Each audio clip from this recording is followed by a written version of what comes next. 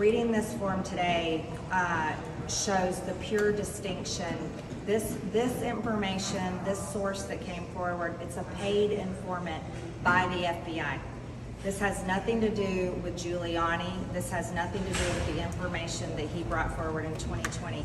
It's totally separate, and it's extremely credible because he's a paid informant. I made some notes after I left the skiff based on the information, and I'll share that with you guys right now.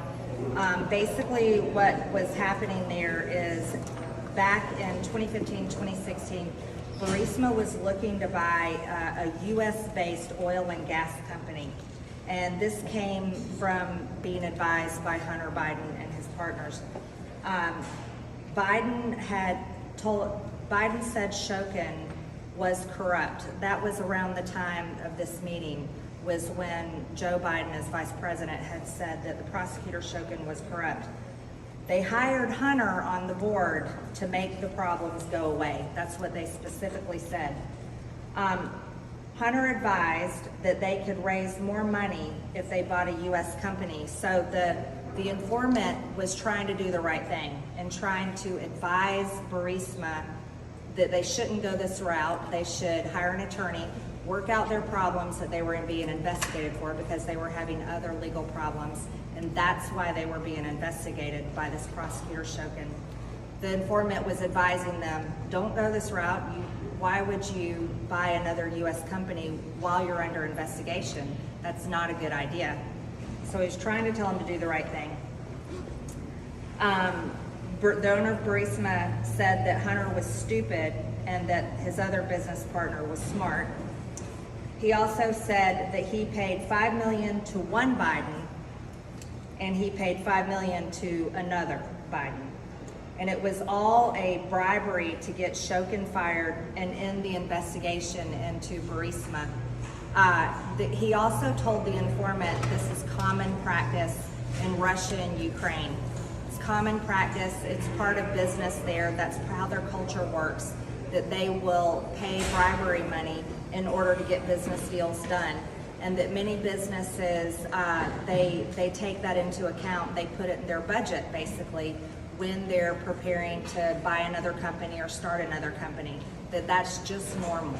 And so over in Ukraine, for them to consider hiring Hunter Biden on the board in order to make their problems go away, which was the prosecutor Shokin, who was investigating Burisma for corruption and legal problems. This was definitely illegal for a vice president of the United States and their family members.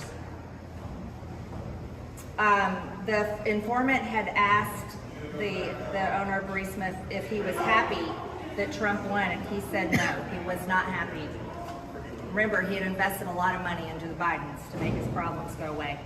But he did say that it would take 10 years for all of us to find out the payments made to the Bidens because of how many bank accounts there were. He said at the time there were no direct payments made to the big guy, but in a meeting later, after he had become more upset as things were unfolding, he told the informant that he has two pieces of evidence showing proof of payment to Hunter and specifically Joe Biden.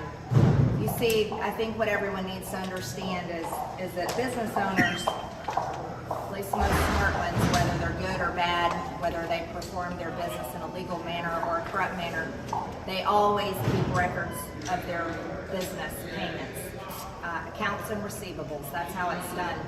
And this owner of Burisma kept a record, especially of the bribes. And if you're in an industry where you have to pay bribes to get your business deals done, then you always want to keep a record and keep proof of your bribes, because that's how you make sure you get people to follow through on what they're done with.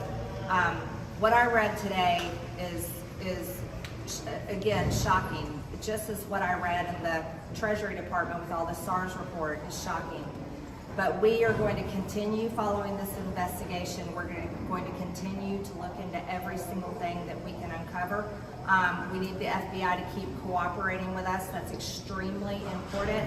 And I have very high expectations of Christopher Wray that he'll do the right thing and continue showing us the information that we're asking for.